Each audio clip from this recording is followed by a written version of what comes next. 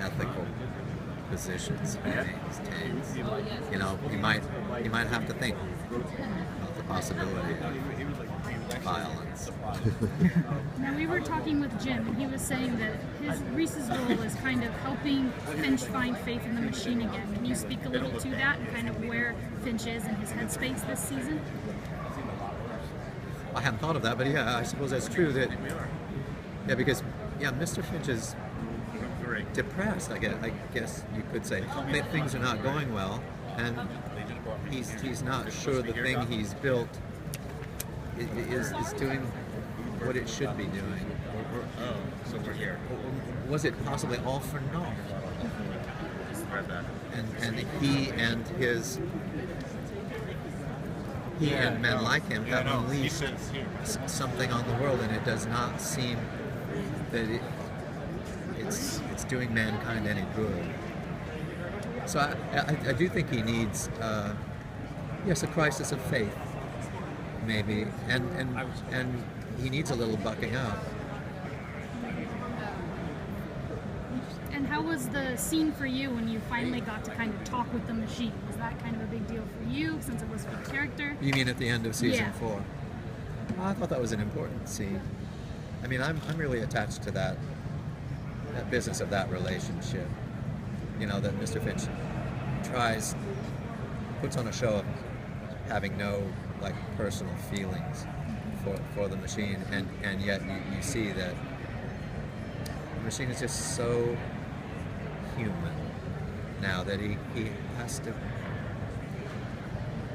It's just confusing for him. He feels, these parental instincts, and he feels, I guess, he has a stake in the feelings of the thing he's made. It's kind of sad and wonderful at the same time. Amy,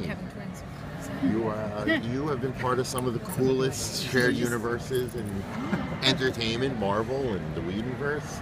Where does Person of Interest stack up with all that?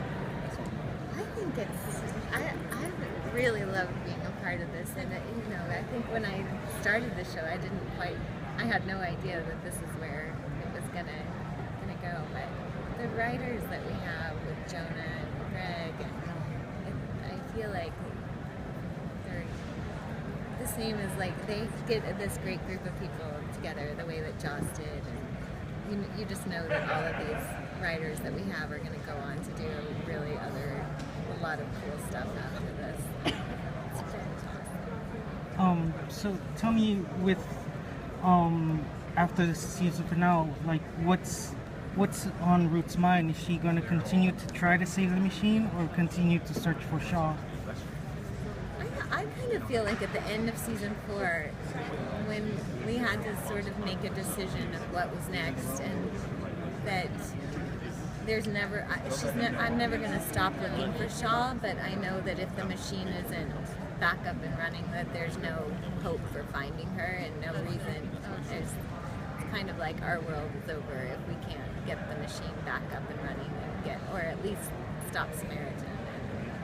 And would Shaw take into account that Team Machine has been looking for her? When we see Shaw after last year, it's been almost a year, and I think she hopes that they have been looking for her, but I don't think. But she has no clue to the outside world. She's under Samaritan's wing this whole time, but that's something that we are going to explore in her first episode back. But yeah, it's her introduction this year is pretty big and dynamic, and it's definitely going to answer, I think, a bunch of questions as to how she left off last year. And there's a lot of. It's a very big episode. A lot of going on. A lot of Root and Shaw. Yes, yeah. It's impossible, I think, at this point for me not to talk about Root. We're talking about my character because it seems to be such a desired thing. I wonder why.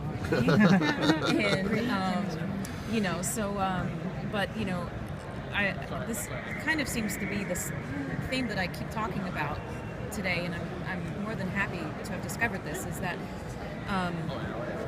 when I was on L Word, I didn't realize how impactful that was to women, men, you know, specifically the lesbian audience. And I would get letters telling me, you know, how important my character was, how it helped them come out. They thought about killing themselves until they watched the show, and then now they feel like they've got this renewed faith in themselves, and they can, you know, and to be kind of, you know, and when I left the other world, I thought that was kind of it with my time with that on screen until this, and you know, the audience is going to be very pleased with what they see between Root and Shaw. I'll just say that much. But I'm also more than happy to continue on this thread, you know, to give the LGBT audience something to look up to and to emulate and to find some kind of, you know, hope and strength in. So, yeah, I mean, I feel like at this point it's impossible to talk about my character without touching upon this because it's become such a thing for the two of them, you know. If the show is truly going to be over after this season, what are you most proud about? Like people kind of remember the show by in a couple years when it's actually on Netflix streaming? What would I like for them to remember?